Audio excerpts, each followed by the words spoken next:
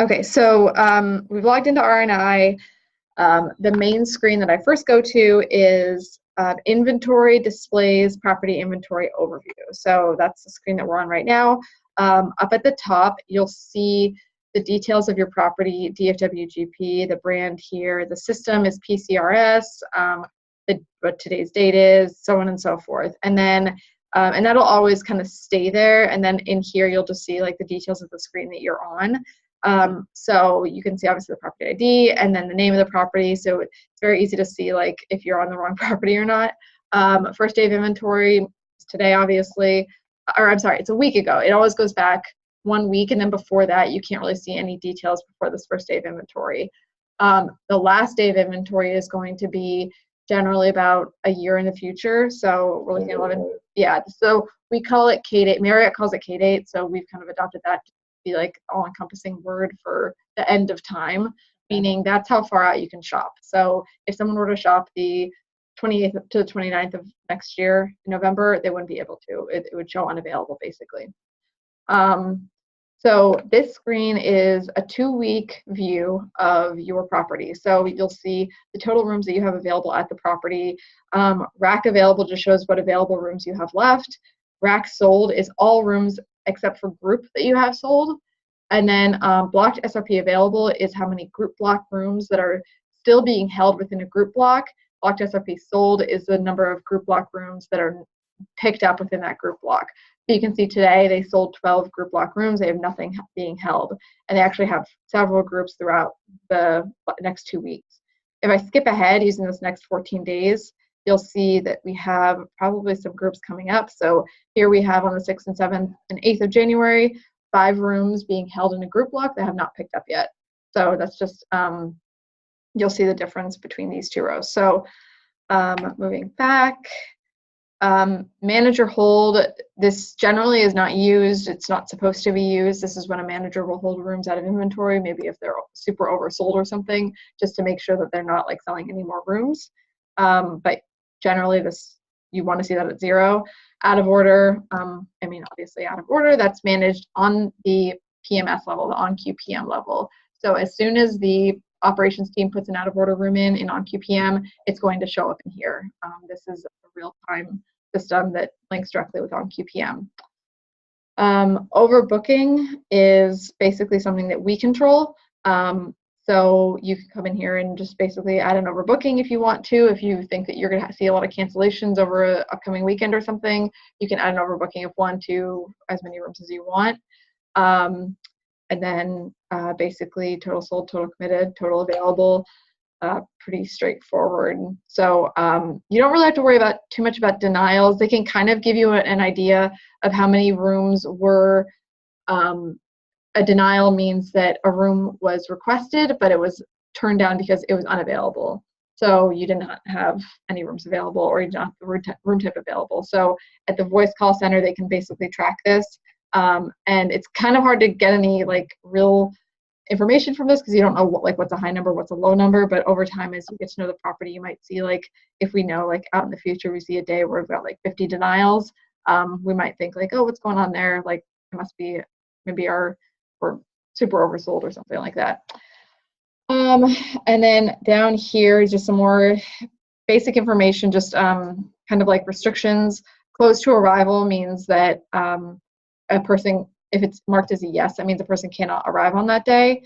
And then just some other stuff down here. Generally, like if you see this min length of stay pattern here, if you notice that a day has like a dash, that generally means that we're looking at a min stay. So here you can see on the 5th, we have a dash 2, 3, 4, 5, 6, 7. That means that no one can arrive for 1-night stays, but you can arrive if you're staying 2, 3, 4, 5, or 6, so on and so forth.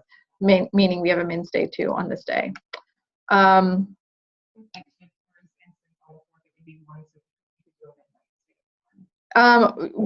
one, I don't know why this just means it's open. So you're really just looking for this dash for the 1. So I wouldn't worry too much if you see this 1 with no numbers after it. I generally think that means we're open for all lengths of stays for that day.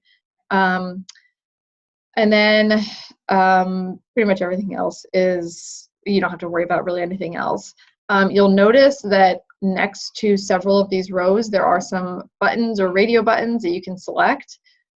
So keep that in mind. If you ever want to change like the overbooking limit, for instance, you select that overbooking limit radio button and you can select modify. It'll take you to another screen where you can actually make changes to your overbooking limit. Same thing with blocked SRP available. This little info button takes you to your SRP block information screen. And on that, you can see all the blocked SRPs, meaning these are all your group blocks. The way Hilton describes group blocks is with a C. So there's 3 different types of rate plans. There's a C- rate plan. That's going to be all of your groups, transient business, whatever, Smurf, you know, all of those are all C- 3-letter code. L is going to be your local rate plans. So generally those are, the way I would categorize those are they're generally modifiable.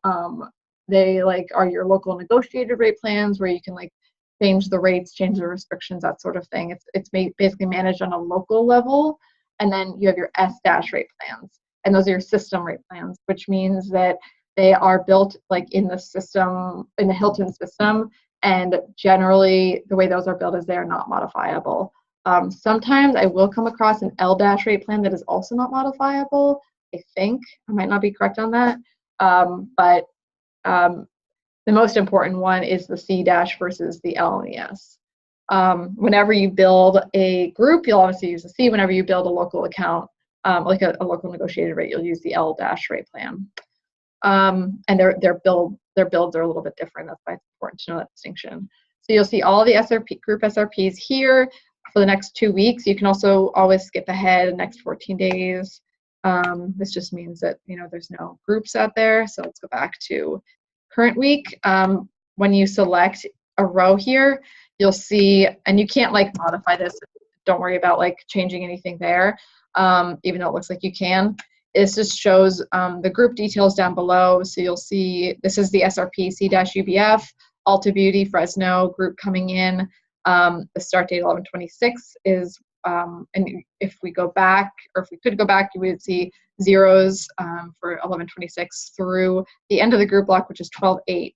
When you build a group block, and this is a whole nother training, but you will not be able to make any changes to the group block outside of your start and end date, which is why whenever I build a group block, I always encourage people to build it 3 days beforehand of the start of the group block and 3 days after, in case they're like, oh, we want to add another day to our group block.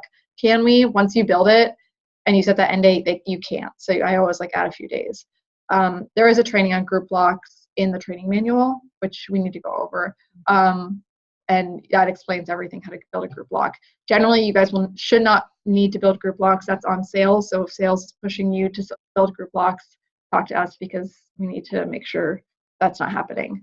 However, you should know how to modify group blocks because a lot of people don't. And that's really important because sometimes you'll have groups that are holding rooms like for today and tomorrow, and you're like, okay, we're holding these rooms. We can't sell them to the general public because they're in a group block. How do we remove them from the inventory for the group block?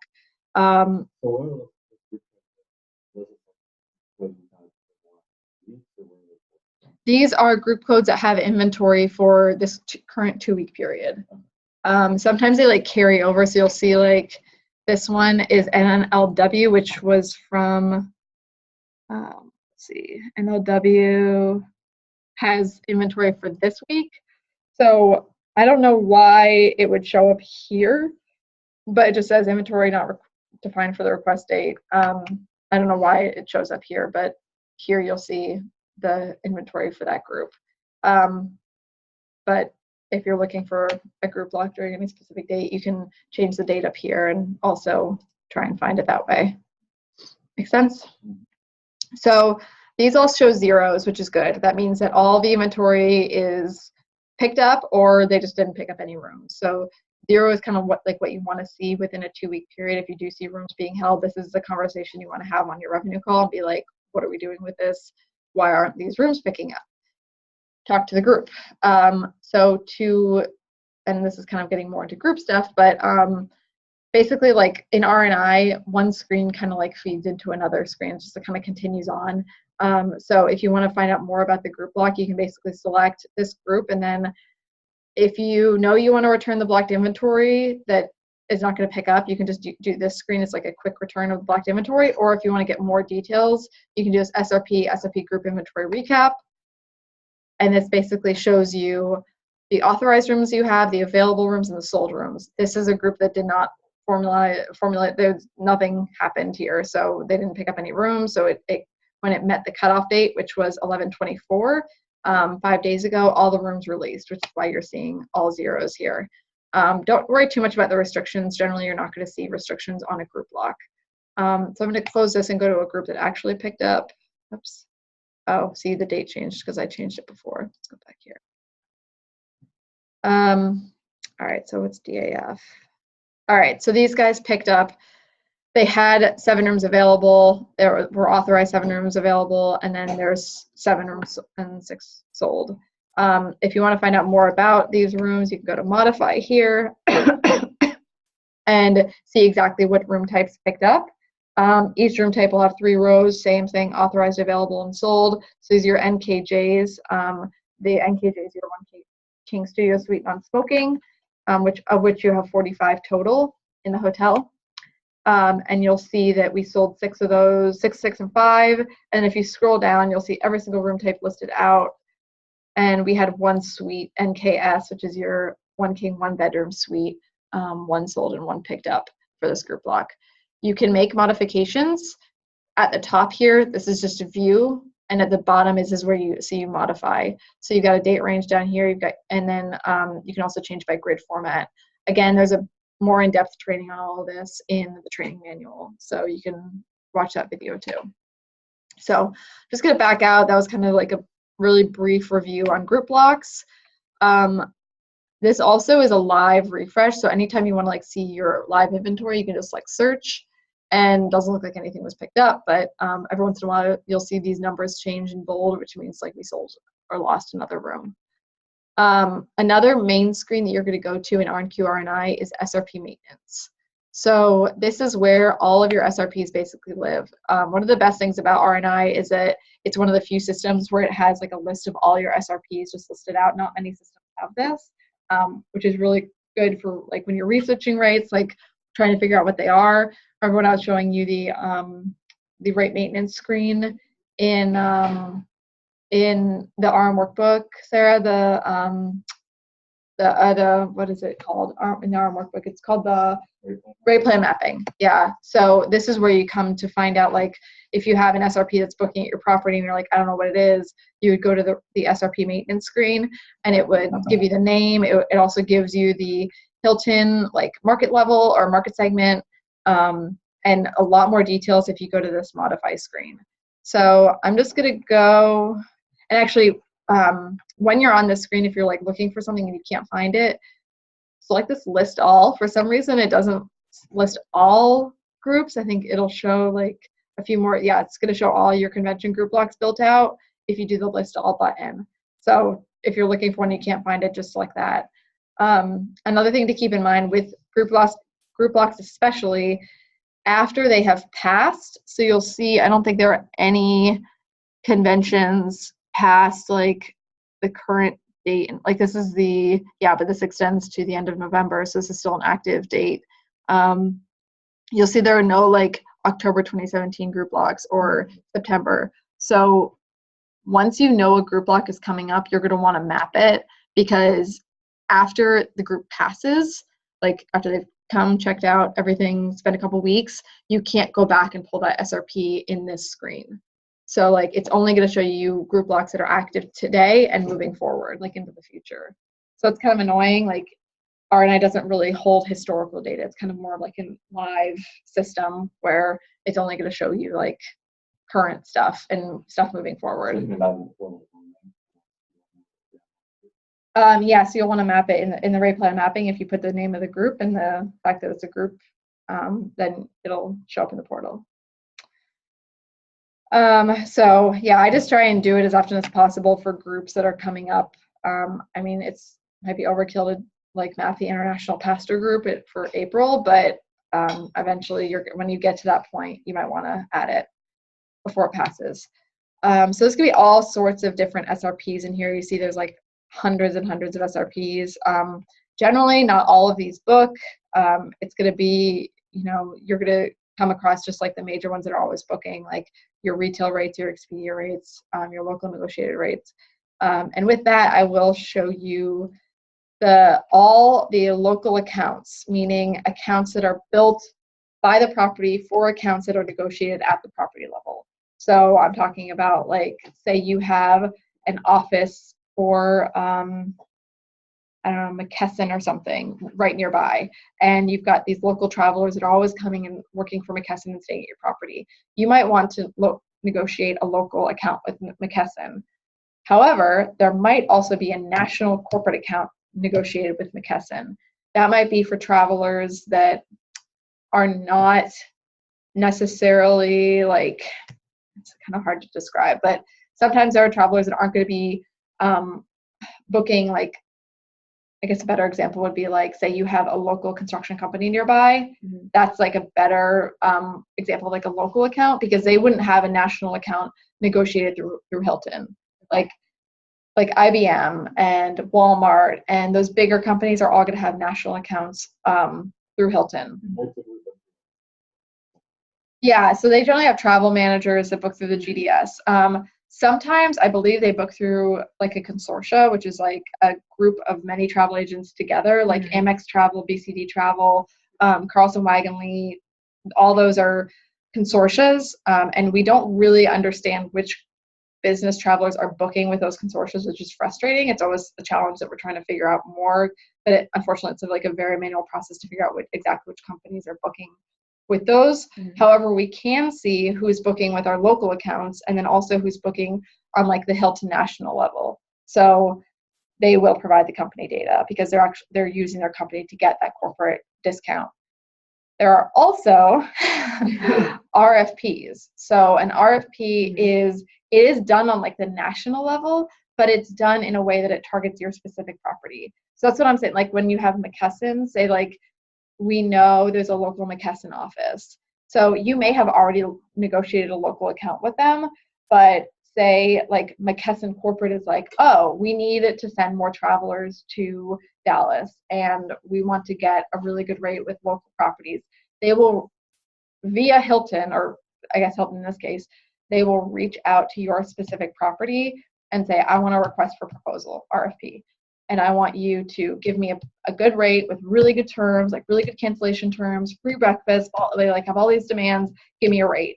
And so there are specific like sales systems that the sales team will log into during what we call RFP season, and they will actually load a specific rate for your property. So there's basically like 3 different types of local accounts. There's like corporate negotiated, and everyone calls them different things. So it gets very confusing. There's like corporate negotiated, which is like Hilton brand negotiated. Every hotel gets the same discount. There's RFP, which is a rate that you specifically send to a company. And then there's the local accounts, which are kind of, they can be for bigger companies, but they're generally more like mom and pop type of companies. So with that, the local accounts, which we call LNRs, local negotiated rate, these are all loaded under the same set, like the same style. So all local accounts are for an extended stay property for Hilton are going to be P number. So you'll see this just for extended stay properties. So Home2, Homewood are all going to be P something. Hilton's are a little bit different. They start with a T. So it's like T1X or T1C, T2X, T2C, T3X, T3C. Yeah, just for the extended stay properties, not for necessarily extended stay rates. So you can have an extended stay property and offer a local negotiated rate to a company that's 1 to 6 nights, 7 to 11, 12 to 29 nights, 30 plus nights. And that's actually how we build out generally all the local negotiated accounts are built out in this way. So for an extended stay property, Home2's, Homewoods, Embassy Suites, which we don't have any, but we are getting one, they're going to have 4 tiers for the most part. And we always try to encourage the sales team to negotiate the rates with the companies with those 4 same tiers. Like we want it all to be 1 to 6, 7 to 11, 12 to 29, and 30 plus. Every property should have that makeup of extended stay tiers. Sometimes, meaning nights stayed. Mm-hmm. So you'll offer your highest rate for a specific company for 1 to 6, and then as the length of stay goes down, you'll offer more attractive rates. Sometimes the salesperson will do something like, oh, I got a company 1 to 5, they're going to be at this, and then 6 to 12, they're going to be at this, and then 13. And we hate that because we build these tiers with rates like in a specific fashion so that we don't have to continue to build like new length of stay tiers every single time they request a new pattern. So we try and get them to, so you'll come across this as new salespeople. So that's something that you want to encourage them to do. This one's ugly. I'm going to go to a different property where I built it.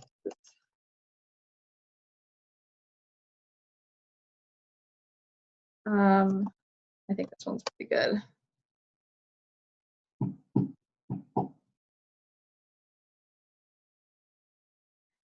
Bill built home to Grand Prairie. Yeah. All right, let's see. So this is pretty, right? Like these are all built out with the tier. Tier 1 is 1 to 6 nights. Tier 2 is 7 to 11. Tier 3 is 12 to 29. Tier 4 is 30 plus. And then I actually put the name, the tier, and the rate, and the number of the night's length of stay in the description, because it's really easy then for the front desk people to know, like, oh, this is the rate, this is this is the tier, this is the length of stay. So it's just a lot easier. So try and organize your rates like this, and you'll see that they are. You can actually click on modify and get a lot more details about the SRP. So there's a whole training on building SRPs for corporate accounts that's different than building SRPs for groups. This is also the same place that you would go to build a group, but it's a bit of a different process to build it for a local account versus a group. So multiple companies. Exactly. So think of these as buckets. Don't think of them as like a static rate, which is why you're not seeing any company names on here. Mm-hmm. So you'll see P01, 1 to 6 nights, 119. If I click on assign clients to SRPs, which, by the way, there's a lot of different ways to get to the screen, which is one of the confusing but also good things about RNI, is like you can find this information also in this drop down. And then also if you go into the modify screen, there's another button to get to this page. But if you go to assign clients to SRPs, you'll see all of the clients, none, that are associated with this SRP. So let's find one that actually has something loaded. Oops. Well, actually, yeah, if I go to modify screen, assign clients to SRPs is right there. Same screen, it takes you here. This gives you the client type. It's a corporation. They're all going to be corporations. Client number. This is the specific number that they use to book the rate. It's the number that you use when you type it in on the booking engine on Hilton.com. It's like a little corporate account number, and you type that in and it pulls up your corporate rate. So basically, all of these companies, I don't have any idea why this get name button is here. It's really annoying. But you have to click through and see. Yeah. No. Actually, yeah, no, I think I've tried that before. Yeah, I'm hitting command right now. It doesn't select all. So these are all the companies that are attached to this specific SRP. So if you had a salesperson be like, hey, I want to assign British Telecom to 1 to 6 nights, 1 to 29, 7 to 11, 119, so on and so forth, you would just simply come into this SRP and you'd go to this bottom part here. It says add. CC, you're selecting the client type corporation. If they know the client number, great, you can plug it in there, but generally you're just going to search by the client name.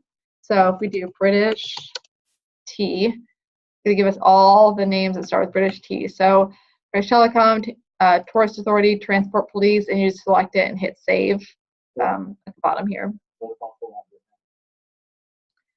Spellings? Yes, it's really annoying. Okay. So the names that come up here are names that are built in a system, which we actually can request as well. But a lot of times what happens is, here, I'll show you, AT&T. Let's see. So there's ATT, oh, actually ATT, There actually aren't that many, which is surprising. But I think if I do AT and T, So you can also assign different. oh shoot, I didn't mean to do that. SOPs, or not different SOPs. Like the same, right? Yeah. So like the No, the corporate number will always be the same. So CordStrap always has this client number, but you would attach this company and this corporate number. Exactly. Yeah. So it like makes sense, right, when you really think about it. Like I can't even find it now. It's like you kind of have to like what's this? AT and T. Like that's like it's just like not the best way to attach a company, but generally there's going to be just one, and if you can't find it, there's a way to build it. So that's done in the lobby, which is like the central hub of Hilton. And I'll show you how to do that maybe at another training. Have you ever done that before? Yeah. Okay. Yeah, the training is, I think there's also a training for that training, if I'm not mistaken. Okay. Yeah. Yeah, there's a lot of stuff in there that you can find. So yeah, CordStrap is attached to this. Another way to see, so obviously this is an external state property, so it's probably attached to multiple SRPs. You can also reverse look this up. So say you want to see which SRPs are attached to CordStrap, you could go to assign, I think it's assign SRPs to clients. Yes. And say we go like this, CordStrap. Select. And these are all the SRPs it's attached to. Again, you have to hit get name. So it's probably what the salesperson said was, I want 1 to 13 nights to be 129. I want 14 to 29 to be 119. I want 30 plus to be 109. So that's why, see, they do 7 to 13, not 7 to 12 at this property. So it can change based on property, but as soon as you come up with a hierarchy, like stick with it or try to. This this no negotiated just means it's not loaded to the GDS. So if you see this no and your salesperson's like, why is this not loaded to the GDS? It's because of this. So you can do this also in GDM forms to attach it to the GDS, which means it's bookable via the global distribution system. Are you familiar with that, Sarah? Yeah. Okay. A lot of people have no idea what it is because it's still very confusing to all of us. Mm-hmm. But it's like just a way to pull up rates like a travel agent would. So yeah, well, I only know that because I work in travel agency. Yeah. Okay. Like, oh, yeah. but, I mean, exactly. Yeah. No, I mean, I've never been in the GDS either. I just know how to load rates to it. So, anyway, so that is your local accounts. I'll show you like how to get to the actual rates in a second, but I also want to show you guys the SRPs for your corporate accounts.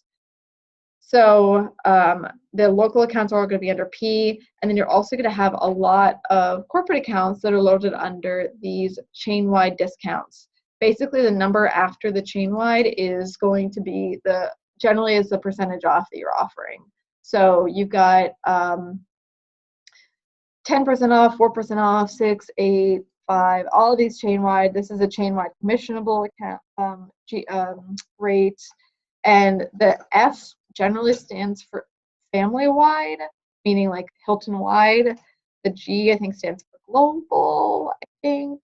Doesn't really matter. But basically, when you go to these and hit assign clients to SRP, you're going to see there's like hundreds loaded.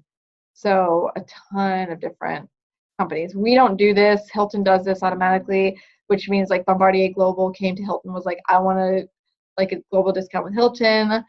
And they basically assess like how much business we can get, and they attach 10%. So it's never really more than like 10 to 15% off. So it's not a big deal. I believe these are also yieldable, meaning that we can close them out when we get really busy. Generally with RFPs, I'll show you in a second. With RFPs that you negotiate through, like I was saying, there's like the 3 ways to basically get a negotiated account at your hotel. Mm-hmm. This is the second way, and then RFPs are like the third way. With an RFP, they generally want last room availability, meaning you cannot yield them out regardless. Like even if you're selling $200 a night and their rate's only 109, you still cannot yield them out because they've negotiated that in the terms of the contract when they send the RFP to you. They're not always like that, but that's generally what most savvy business traveler managers want. The way you can tell if it's LRA or non-LRA, meaning last room available, if it's LRA, that means you can't restrict them at all. If it's NLRA, that means you can restrict them. So non-last room available versus last room available. Okay. And I know this is so much information to be throwing at you, but you'll figure it out. To tell if it is LRA or non-LRA, just simply look at this rate level column here, and that's where the rate lives. So Hilton has a set of, depending on what type of property you are, either 5 or 8, 9. 5 or 9 rate levels. Extended stay properties have 9 rate levels, right? Yeah. Non-extended stay properties have 5. LV0 to LV4 or LV0 to LV8. Yeah, so that's 9 total. If it lives in LV0, that means that's your highest available rate. That is never closed out unless you have 0 rooms left in your hotel. So if it lives in LV0, that means that you cannot yield it out. So you can see here, and this makes sense. This one is called 12 LRA chain-wide. It's a chain-wide system account. It's 12% off. It's LRA, meaning last room availability, and it lives in LV0. All the other ones live in lower rate levels, meaning if you ever price yourself in a level lower than or higher than LV1, it's going to close it out. So if you're selling LV0 for the night and this is living in LV1, it's going to close it out. It will not be available to those clients anymore. They will have to pay whatever your rack rate is for that night. So when you think about LV0, think like in a very easy hotel, LV0 is going to be like your $100 rate, LV1's 90, LV2's 80, LV3's 70, so on and so forth. So LV0 is always going to be your highest rate.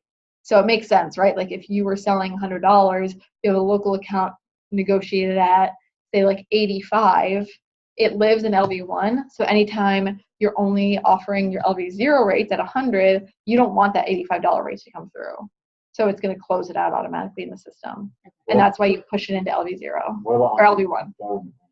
Government, yeah, so government probably lives, and depending on what your per diem is. So each market, Sarah, I don't know if you're aware of this, but each market offers a per diem rate, meaning it's the rate that they are willing to pay to government employees to stay at your hotel. I don't think home to government rate is very high. We can see what it is. Exactly, if it's living in LV4.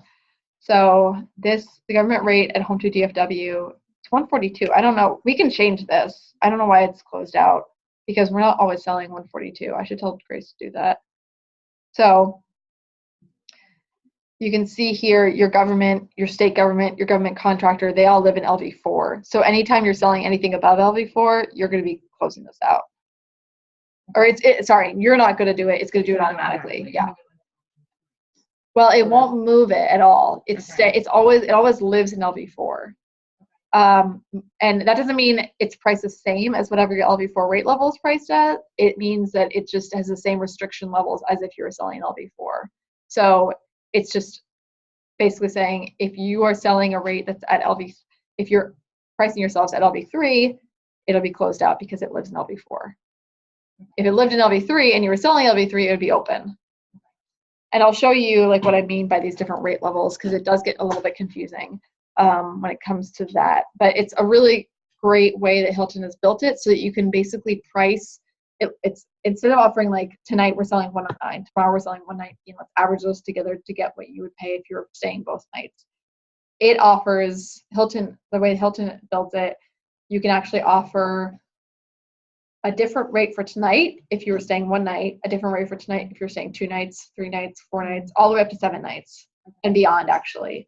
So it's a really great system. So if you know you've got a really busy weekend coming up, any night, like if I'm going to price myself for tonight, I might offer a lower rate for tonight than if I know someone's wanting to stay across the weekend.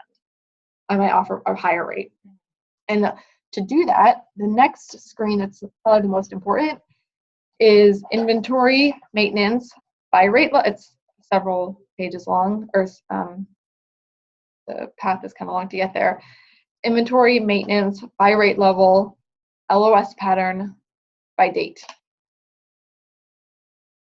When do you need to leave? Because you have a call, right? Okay. All right, so this screen is basically going to show you exactly what you're selling. And I'm going to fill this in because it's going to get confusing. I want you guys to see it with all the numbers filled in. So this is where you can actually make changes to rates, and you can actually mess things up, so be careful. So it's going to give you a 1 week outlook at a time of the rate levels that you're selling for basically the next 4 weeks. So you'll see week 1 here, week 2, week 3, week 4. Your non-extended stay rate levels are basically LV0 through LV5. And then all extended stay properties have an LV6 rate level, LV7, and LV8. You can change the minimum length of stay requirement for these rate levels, but generally level 6 is a 7-night min to maybe 11 nights, sometimes 12. LV7 is generally like 12 or 13 to 29 nights. So you're like 2+ night stays. And then LV8 requires a 30-night min. And again, you can change these if you want. It's all done in rates and inventory. But these first 6 rate levels, including LV0, are where you're going to be adjusting the length of stay pattern. So this shows you the length of stay that is available in each rate level. Again, the rates go in descending order. So LV0 is going to be your highest rate, LV1, LV2, so on and so forth. And this basically says to me that on Wednesday night, I am going to accept a 1-night stay at LV2. So they use the analogy of a fish swimming down the pond. I don't know if you've seen that yet, but it's going to start at LV0 and it's going to keep swimming until it hits a dash. So as soon as it hits a dash, it says, okay, I can't get this rate any lower, so I have to stay for this rate. So starting at the top, it swims all the way down, and then it hits a dash at LV3 for 1-night stays. So it's only 1-night stays are only available at the rate that is built in LV2. So I don't know what that rate is. There's a way to find out what that is, but that's basically what this is saying. Another example would be, let's look at Sunday. Sunday's generally not a very busy day. So a 1-night stay for Sunday, you can swim all the way down the river, all the way to LV5. So that means if you were a guest that was only shopping for 1-night stay on Sunday, you would be able to get the LV5 rate, which is going to be our lowest rate available. If you want to stay for 2 nights, Sunday and Monday night, you would have to stay at LV3. That makes sense? Making more sense. Okay, good. If you wanted to stay arriving Monday night, keep in mind, whenever you're thinking about this, think about arrival date. So Sunday is your arrival date for 2 nights. The rate is going to be LV3. However, if you're arriving on Monday for 1, 2, 3, 4, or 5 or 6 nights, you're going to have to pay the LV0 rate. All the other rates are closed. Making sense? Mm-hmm. Okay. The reason you're seeing 7s all the way down is because generally we always want to keep our extended stay rates open. And the only way to keep your LV6, 7, and 8 rates open is if 7 is all the way down to LV5. That's not what I'm talking about here, but so say I closed out 7 nights for tonight. Say I put a dash right there and saved it. That would mean that everything above 7 nights is going to book at LV4. However, so like even a 12-night stay is going to be LV4, even though your min, even though technically like LV7 is going to be like your 14-night stay, it's going to book at LV4. So you should generally, unless it's like an insanely crazy busy event that you do not want to sell an extended stay rate. But I think any owner you talk to will be like, I don't care how big the event is. I want an extended stay guest able to book through an event. And generally in that case, you would just increase your extended stay rate across that weekend. So you'd increase your LV 6, 7, and 8. 6, 7, and 8 are generally going to be like, I mean, for most of our properties, LV 8's like $99 to stay for 30 plus nights. So if you've got an event coming up that's like $200, $300 a night, like in North Lake, we have the big NASCAR races where we don't want to necessarily accept like a 109 14-night booking. We might lift our, in that case, an LV7 rate up to like $200 for just those 2 nights. So they'll get the low extended stay rate for every single night except for those 2 nights. And then they'll have to pay the higher rate. So I would, as general practice, I'd always keep that 7 all the way down. So you can skip through the pages by doing the tabs at the top. If you don't see anything in the cell itself, that just means it's open for 1, 2, 3, 4, 5, 6, 7. So don't be confused if you see that. It just means that it's fully open and bookable. If you want to skip ahead, you can either use the date function up here, or there's a next 28 days button out here, which goes to the next 28 days. Just be careful, because when you skip ahead, so say you're week 1, 2, 3, and 4, and then you hit next 28 days, that's not going to adjust back to week 1. You're still in week 4. So you have to go back to week 1. Mm-hmm. You know what I mean? Like that's the 27th of December. So just be careful about that. Okay, so to actually adjust the rates now, and then after this we can wrap up and you can do your call. So we talked about like how to kind of change rates, but the actual rate itself, to figure out where that is in rate maintenance. That's basically like the other main screen besides the 3 I already showed you. So rate maintenance is going to show you the rates that are loaded for each SRP or rate level for each room type. So you can either select an SRP, like we know L, like P01. You can type that in and hit search. And this is going to give us that 119 rate. We know this is the P01 Tier 1 119. You can see 119 is loaded for all of our standard rooms. Suite rooms are going to be generally higher, but not in this case. I don't know why. And then if we want to actually see the rate for LV0 through LV7, that's where you would hit level right here. So LV0 is loaded at 209, and then it's generally going to go down by like $10 or $20 through each rate level. So LV0 for or LV1 drops to 199, 179, and then lower on the weekends. LV2 drops to 189, 149, 109. So you can just see kind of like the rates dropping down for our standard queen bed studio. So this is where you also Exactly. Yep. So it's a kind of a growing process to get to know the different codes and like what they mean. But if you want a quick like cheat, the best way to think about it is, and I don't know why they call this one NUJ. Oh, I know why. Okay. So the first letter is generally going to be non-smoking or smoking. You'll almost never see an S room anymore. If you do see one, it's a really old hotel. Yeah. The next letter is going to be your bed type. So in this case, we see U is 1 queen, Q is 2 queens, and K is a king, 1 single king. Those are the only ones I've ever seen. So you said U and 2? 1 queen. Q, which you see more often, is 2 queen, like a double. So that's your second letter. Third letter is this, like the type of room. So like a suite, a regular room, like that sort of thing. So in this case, for the Home 2, which is an all suites property, the J's are your studio suites, and the S's are your like actual like suites. So they're all suites, but the J's are like your standards, and then the S's are your 1 bedroom suite. So it's like a much bigger room. It's got a separate bedroom versus the living room.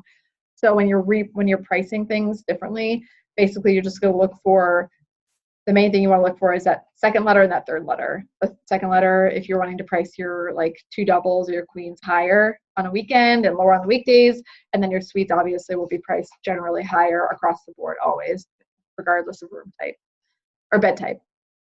After that, it generally gets into like anything with 5 digits is generally a hearing accessible or mobility accessible room.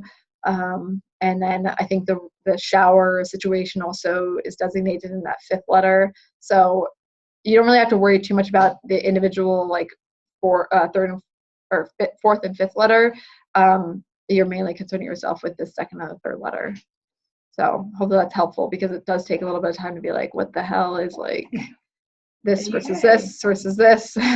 And Hilton does come out with some crazy new room types across the board. Like this NUJP was something they rolled out just last year to help upsell your standard rooms into premium rooms. It's like a nicer coffee machine and other stuff like that. I don't know if it's working well. It's like $15, looks like. Yeah. And you'll see if you do a search online for Home2 DFW, it'll show the One Queen Premium Studio. It's like comes with snacks and stuff like that. And then the NUJB, this is what you were talking about. This is a 0 count stay-through room. So I don't want to complicate it too much, but this is one thing that Hilton also rolled out last year, where they were noticing that a lot of times there are so many different room types, as you can see here. Like this is a 94, 93 room property, and there's like, 12 different room types. It's ridiculous because of all the ADA crap. And like, so what happens is a lot of times you've got a date coming up and you'll have 1 king, 2 kings, 1 king, and then it'll be sold out. And then you'll have 1 king, 2 king, like going day by day. And if you have a guest that's wanting to stay for 30 plus nights, they won't be able to, because there's not a single room that's like perfectly like has 1 room across the board. That what we call that is stay-through availability. So you want like at least 1 room that's available at all times for that guest that's going to stay 30 plus nights, or else you're losing that guest. Like they're going to search online, see that you don't have any rooms for 30 plus nights, and be like, well, I guess I'll go to the next extended stay property. So with Hilton, what they decided to do is they came up with this new, it's called the 0 count room type. And it always ends in B. So that's the NUJB. It's only going to be your extended stay properties, Home2 Home and Embassy. And it basically hopefully ensures straight line availability. And the way it works is there are actually 0 rooms assigned to this room type, but you set an overbooking on it so that even if you're sold out of not only do you set an overbooking, but you also set a min length of stay. So with this one specific room type, it has generally like 3 or 5 or 7 overbooking level, and it has probably like a 5 or a 7 min length of stay. So it's only going to show up if you're staying for 5 or 7 nights or more, and it will oversell your hotel by just like 1 room if like there's 1 guest that's wanting to stay for 30 plus nights. As soon as it books, ops then has to go in and like shuffle rooms around and like reassign it so it's staying in 1 room across the whole length of stay. So it's a little bit complicated, but it ensures that like guests are always able to stay if they want to stay for 7 plus nights or whatever you set them into. So there, you can see all this information in RNI. There's a lot more.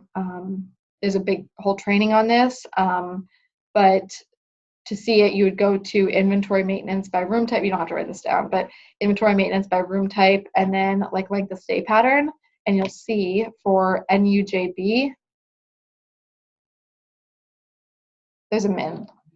So to get to that min, we would go to inventory maintenance by room type, min length of stay, and you'll see that it has a 7-night min. So NUJB is always going to be only bookable at 7 nights. And then if we went to inventory displays by room inventory, you will see that it's actually, this lists all your room types, what's available, what's not available. Go to NUJB, and you can see the total count of rooms. So like NKS has 7 rooms, NK SQG is 3 rooms, and QJ, which is your main queen room, is 27 rooms, but then NUJB is 0. However, it's showing that there's 3 available because it's allowing that straight line availability because we have an overbooking of 3 rooms on this room type. We do, yeah. We had 3 rooms booked here for, wow. So what Grace might want to do here is actually up this to like a 5-night overbooking because it looks like, I mean, we have 23, 21 rooms available. So we would want to get that, like the stay across that time period. So let me send this to her. She's gonna be like, God damn it, why are you looking at my property? What was the other thing I said that I wanted? Oh, her government, yeah. All right. Is that it? Yeah, you go ahead and go to your call. Sorry. So that's, yeah, we'll close up shop with training for this today. I'm gonna find out what the actual trainings are for R&I.